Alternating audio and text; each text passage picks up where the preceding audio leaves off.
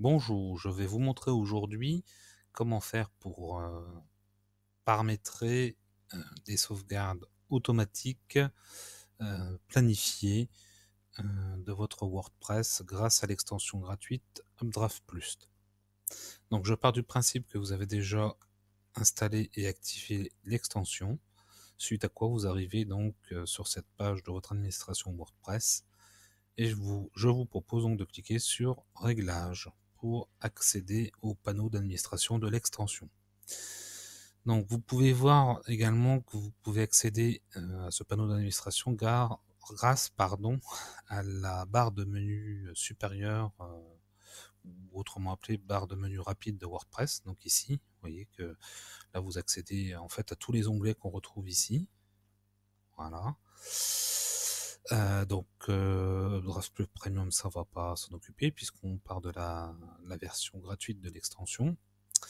Et pour ce qui est des réglages, donc il suffit de cliquer sur l'onglet Réglages ici, ou alors à partir du menu rapide, vous cliquez sur Réglages. Voilà, c'est tout simple. Donc on va avoir à notre disposition deux types de sauvegarde. Donc la première, c'est la sauvegarde des fichiers. Donc ça, c'est tout ce qui concerne votre installation WordPress. Donc WordPress en lui-même, les thèmes, les extensions, les médias aussi, donc ce qu'on va retrouver dans la bibliothèque des médias ici, et les éventuels fichiers que vous auriez transférés via FTP ou via le gestionnaire de documents chez votre hébergeur. Donc cette sauvegarde-là, qui est en termes de taille la plus importante, vous n'avez pas besoin de la faire normalement tous les jours, hormis si bien sûr vous avez un site qui publie énormément de contenu tous les jours, ou que c'est un site e-commerce qui enregistre des paiements et où c'est toujours délicat de, de restaurer des sauvegardes, on va dire. Donc là où dans ces cas-là, on peut se poser la question de faire une sauvegarde quotidienne. Donc sinon, on va dire que selon l'importance de votre site et la régularité avec laquelle vous allez pouvoir le faire évoluer, notamment en termes de, non pas de texte, enfin de contenu, mais plutôt en termes de médias, en termes d'extension, de thèmes. Là, vous allez choisir donc soit, on va dire toutes les semaines, soit 2 fois par semaine, soit mensuellement. Donc là, on va prendre hebdomadairement. Et ensuite, en termes de réglage, vous pouvez régler le nombre de sauvegardes que vous souhaitez conserver sur votre espace de stockage. Donc, en sachant que, là, je vais mettre 10 pour l'exemple. Si je mets 10, ça veut dire qu'on va avoir en permanence 10 sauvegardes planifiées. Enfin, quand je dis en permanence, c'est à partir du moment où il y en a eu 10, on est bien d'accord. Et la 11e sauvegarde va venir en fait écraser la première. Donc là, ça veut dire qu'on a 10 semaines de sauvegarde et la 11e semaine, la sauvegarde de la 11e semaine, pardon, va venir écraser celle de la première. Donc ça, c'est pour la sauvegarde des fichiers. Et ensuite, la sauvegarde, à mon sens, la plus importante, qui est celle de la base de données, puisque c'est celle où on va retrouver tous vos contenus. Donc, notamment sur un blog WordPress, c'est là où on va retrouver tous vos articles,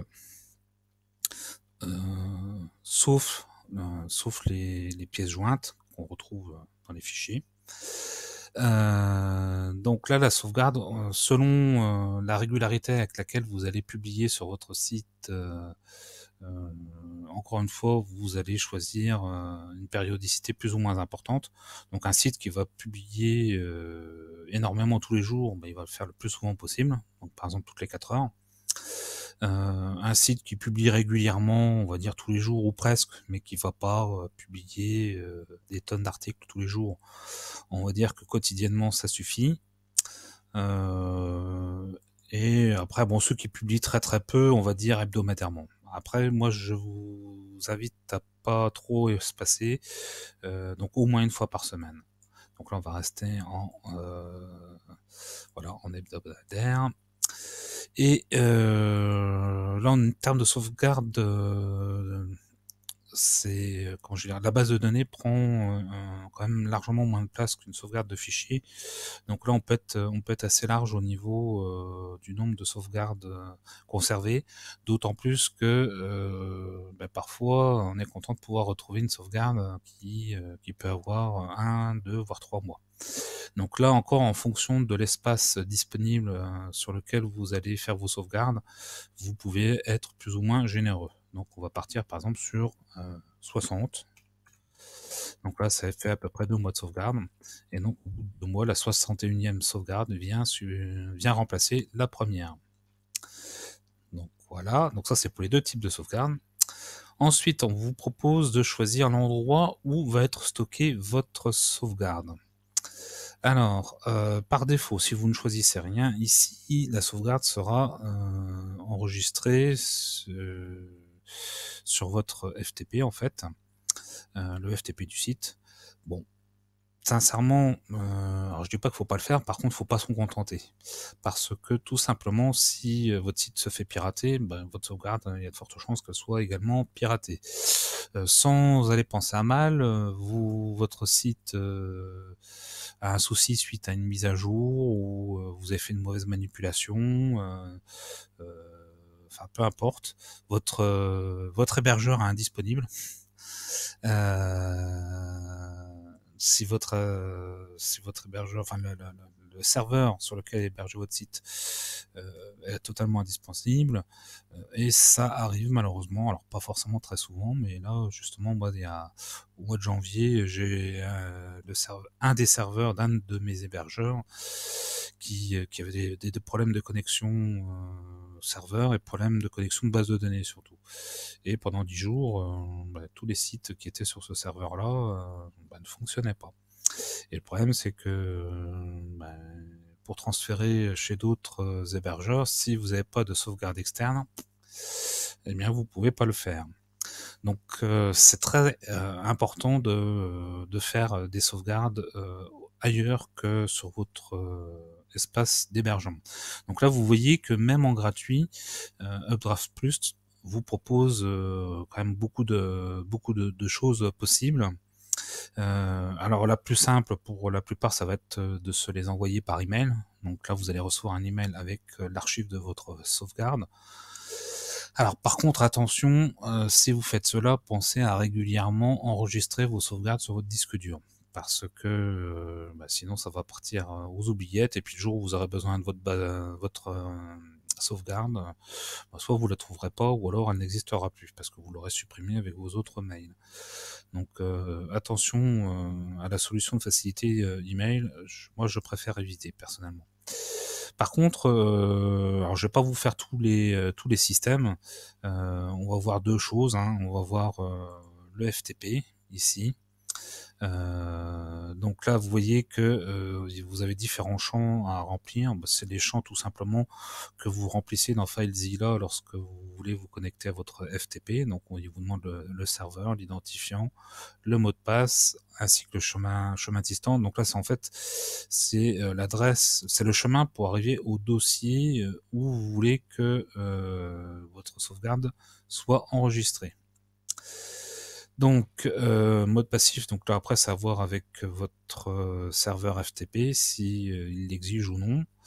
Et vous voyez que vous avez un bouton qui vous permet de tester les paramètres FTP, donc qui vous permet de voir si les informations que vous avez saisies permettent bien à l'extension d'accéder donc au dossier sur le FTP que vous avez paramétré.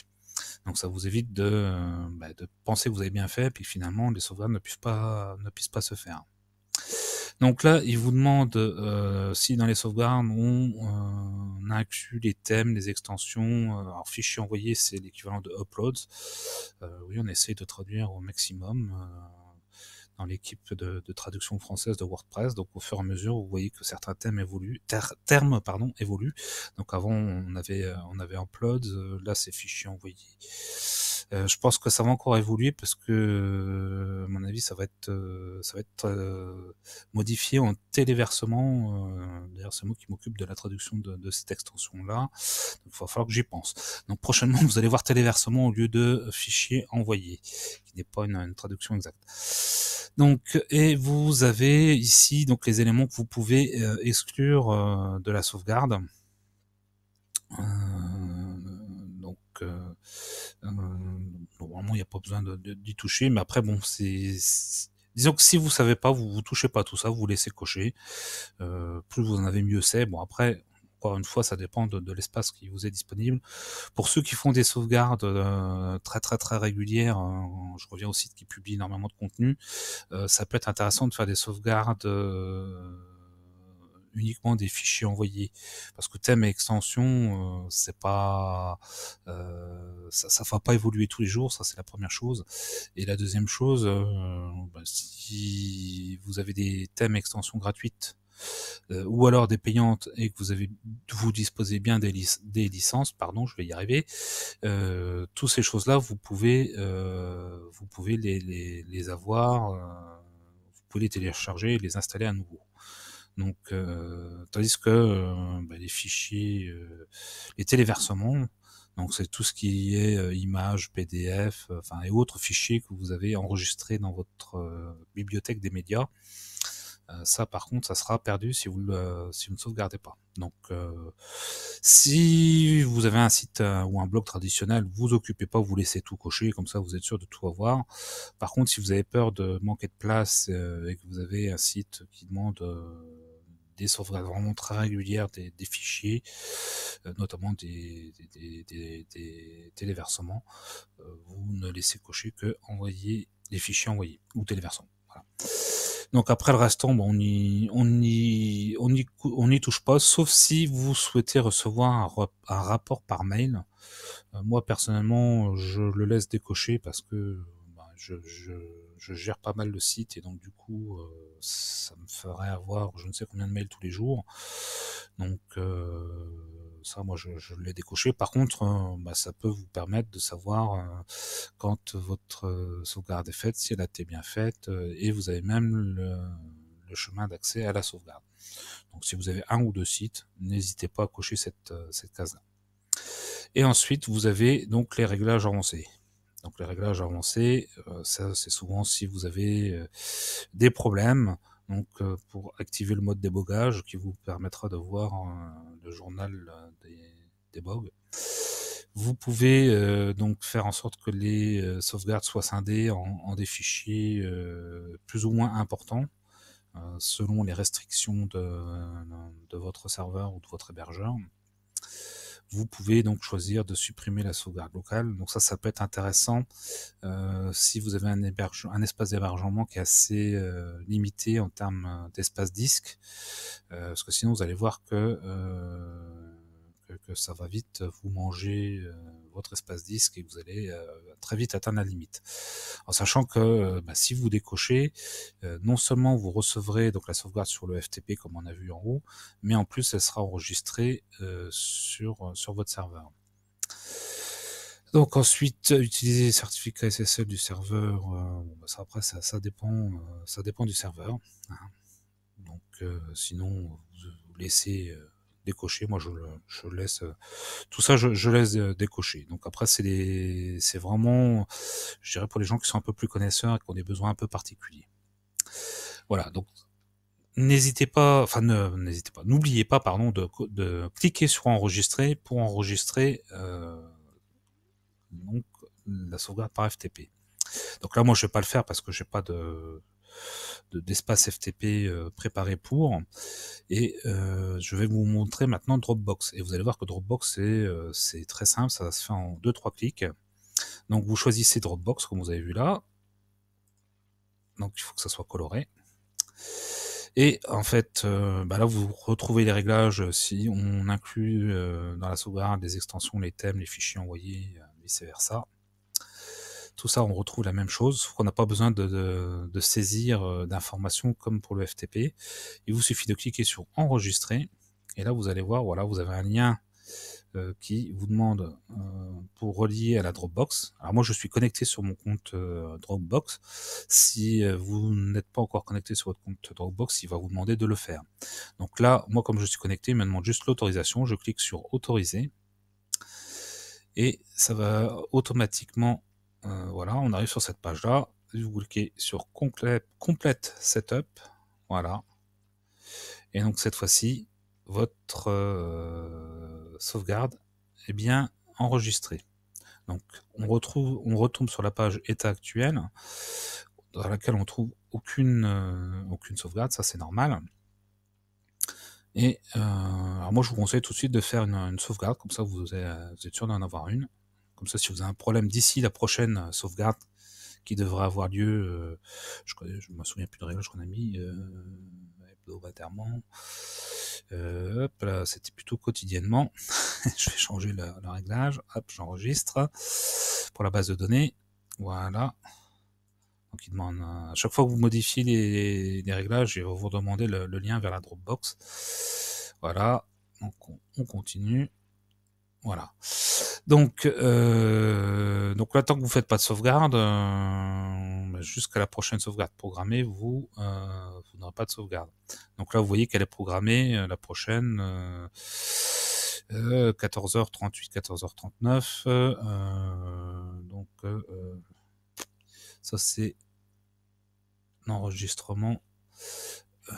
Puisque c'est cette heure-là. Donc on va cliquer sur sauvegarder. Donc là, il vous demande est-ce qu'on inclut la base de données, est-ce qu'on inclut les fichiers, et est-ce qu'on envoie vers l'espace distant. Donc vous cliquez sur sauvegarder maintenant, et là la sauvegarde va se mettre en route. Bon, je vais pas vous faire attendre jusqu'au bout de la sauvegarde, quoique là c'est un site vierge, donc elle va être assez rapide, mais si vous avez un site plus ou moins important, vous allez voir que ça va durer quand même un certain temps. Donc voilà. Donc écoutez, je pense qu'on a fait le tour pour ce réglage de sauvegarde automatique WordPress. Ouais, vous voyez, là il est fini, parce que bon, le site est vierge. Donc écoutez, je vous embête pas plus longtemps, je pense que la vidéo a déjà duré assez longtemps, donc je vous dis à bientôt pour un prochain tutoriel vidéo. Ciao ciao.